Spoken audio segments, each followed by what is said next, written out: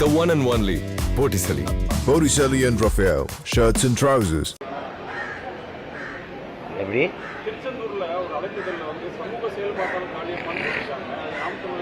அது தெரியல. அது அந்த கட்சிக்குள்ள முழு சுதந்திரம் இருந்து இயங்குவதற்கும் விருப்பம் இல்லைன்னா வெளியேறுவதற்கும் முழு சுதந்திரம் இருக்கு. இது ஒரு ஜனநாயக அமைப்பு.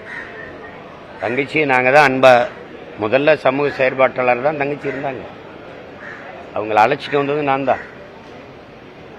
இன்னைக்கு அவங்களுக்கு எல்லாருக்குமே எல்லா சுதந்திரம் இருக்கு. பக்கத்தில் நிற்கிறவரோட நாளைக்கு வேற ஒரு அமைப்பில் போய் சேர்ந்து இயங்கணும்னு தோணுச்சுன்னா அவர் போகலாம். வரும்போது வாங்க வாங்க வணக்கம் ரொம்ப நன்றின்னு சொல்லுவோம். போகிறதா இருந்தால் போங்க ரொம்ப ரொம்ப நன்றி வாழ்த்துக்கள்னு சொல்லுவோம். இதுதான் எங்களுடைய கொள்கை. உங்களுக்கு தெரியும்னு நினைக்கிறேன். பருவ காலங்களில் இலையுதிர் காலம்னு ஒன்று இருக்கும். அது மாதிரி எங்கள் கட்சிக்கு இது கலையில் உதிர் காலம். அது அப்படி திடீர்னு வருவாங்க போவாங்க. என்ன இப்போலாம் முன்னைக்கு இப்போ வெளியில் போனால் நீங்கள்லாம் எடுத்து ஒரு பேச்சு மாதிரி போடுறதுனால கேள்வி கேட்கறதுனால எல்லாரும் ஒரு கடிதத்தை எழுதி வச்சுட்டு போகிறாங்க. நான் விலகுறேன்ட்டு அது உடனே நீங்கள் ஒரு பேச்சு மாதிரி எடுத்து போடுறதுனால அது எங்களுக்கு கேட்கறதுக்கு பார்க்குறதுக்கு ரசிக்கிறதுக்கு நல்லா தான் இருக்குது.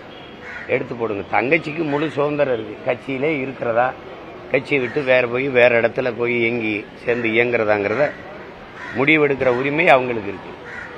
அதில் ஒன்றும் கருத்தை நம்ம சொல்ல முடியாது.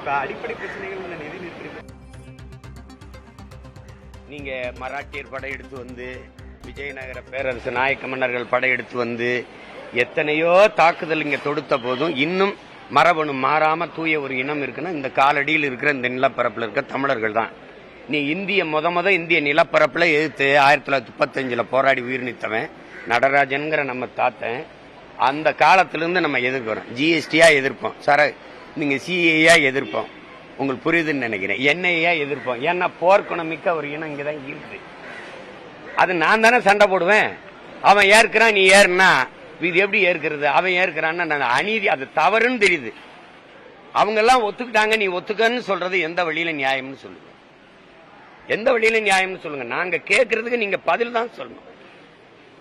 நீங்க ஒன்னு நல்லா கவனிச்சுக்கிறீங்க. டென்மார்க், ஐரோப்பிய நாடுகள், Norway, Sweden, Denmark, Swiss, France, இந்த நாடுகள்லாம் நான் பயணம் பண்ணும்போது ஜெர்மன்லாம் இந்த நாடுகள்லாம் இங்கிருந்து போன எங்கள் மக்கள், நம் மக்கள், ஈழத்திலிருந்து போன நம் மக்கள், உங்கள் தாய்மொழியை நீங்க மறந்துட்டீங்கன்னா அழிஞ்சிருச்சுன்னா உங்க இனம் அழிஞ்சிரும். அதனால உங்கள் தாய்மொழியை உங்கள் பிள்ளைகளுக்கு படிப்பீங்கன்னு உங்களால் நம்ப முடியுதா? டென்மார்க்ல 32 பள்ளிக்கூடம் இருக்குது. அதை டென்மார்க் அரசே உருவாக்கி தருது. அதுல தமிழ் பயிற்றுவிக்கிற ஆசிரியர் பெருமக்களுக்கு அரசு சம்பளம் கொடுக்குது. எங்க பிள்ளைகள் தமிழ் படிக்கிறாங்க. என் மொழி அழிஞ்சிடக்கூடாது, என் இனம் அழிஞ்சிடக்கூடாதுன்னு இன்னும் ஒரு நாடு விரும்புது. ஆனா என் நாடு என் மொழி அழியறத விரும்புது. நீ தமிழை முதல்ல தாய்மொழியை படி, தாய்மொழியில் படி. தாய்மொழியில் கல்வி கொடுக்காதது குழந்தைகளுக்கு தாய்ப்பால் எவ்வளவு முக்கியமோ அவ்வளவு முக்கியம் தாய்மொழி கல்வின்னு நான் சொல்லல. இந்த நாட்டின் தேச தந்தைன்னு சொல்ற, தேச பிதான்னு சொல்ற அண்ணல் மகாத்மா காந்தியடிகள் சொல்றாங்க. கனவு உனக்கு எந்த மொழியில் வருமோ அதான் உன் கல்வி மொழியா இருக்கணும். அதான் உன் சிந்தனை மொழி. அப்படி இருக்கா? பிறந்த குழந்தைய உடனே கொண்டு நர்சரின்னு ஒன்னு சேர்த்து விட்டு அதை ஆங்கில மொழியிலே பேச வச்சு ஆங்கிலேயனா மாத்துறது. இப்ப அது நாங்க 90 விழுக்காடு 99 விழுக்காடு ஆங்கில சொற்களை பயன்படுத்தி பேசுறோம். நாங்க தமிழர்களா மாறிட்டோம். நாடுதான் பேரு தமிழ்நாடுன்னு இருக்கு. எப்படி நாங்க தமிழோடு சமஸ்கிருதம் கலந்த 1800 ஆண்டுக்கு முன்னாடி கன்னடர்களா, 1600 தெலுங்கர்களா, 500 ஆண்டுக்கு முன்னாடி மலையாளிகளா, பிறகு துளுவர்களா பிரிஞ்சு போனோமோ அப்படி இப்ப நாங்க எங்க மொழியை, எங்க இன அடையாளங்களை தொலைச்சு தங்கிலீஷ்காரர்களா, தமிழர்களா மாறிட்டோம். அதான் நீங்க இருக்குது. இப்ப இங்க எழுதிருக்கு, இந்த பாருங்க, இது என்ன எழுதிருக்கு படிங்க. சப்தகிரி. அது சப்தகிரின்னா என்னது? எழுத்து ஆங்கிலத்தில் இருக்கு. ஆனா நீங்க படிக்கும்போது சப்தகிரி, கிரின்னா மலை, அது ஏதோ ஒரு இதுன்னு இருக்குதுப்பா. அது டேஸ்ட் ஆஃப் சவுத் இந்தியா, அது ஏன் தென்னிந்திய சுவை அப்படின்னு ஏன் நீங்க வைக்கல? அப்ப நீங்க மாத்திட்டீங்க. பேரை மட்டும் தமிழ்நாடுன்னு வச்சுட்டு ஒரு இனத்தை அழிச்சிட்டீங்க. ஒண்ணு நீங்க கவனிச்சுக்கிறீங்க. குண்டு போட்டு போர் நடத்தி ஒரு இனத்தை அழிக்கிறீங்க. ஒரு 1000 குடும்பம் மிச்சம் இருக்குன்னா 1000 மக்கள் உயிரான் அந்த மொழி உயிர்ப்பிச்சிடும். ஆனா மொழி அழிச்சிட்டீங்கன்னா அந்த இனம் உயிர்ப்பிக்காது. அவ்வளவுதான், முடிஞ்சிடும்.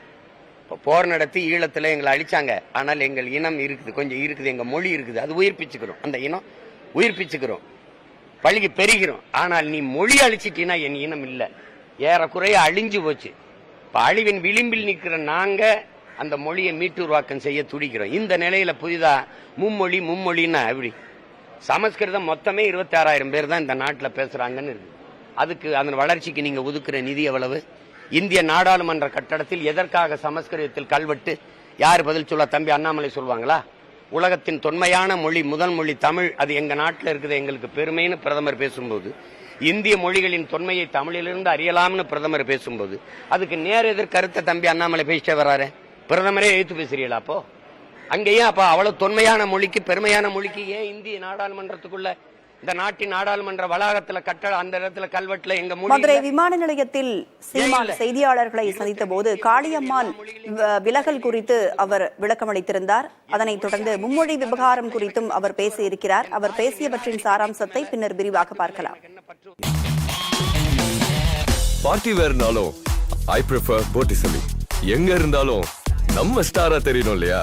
வெரைட்டியான கலர்ஸ், நியூ டிசைன்ஸ், அதுக்கு மேல star look. The one and only Botticelli. Botticelli and Raphael, shirts and trousers.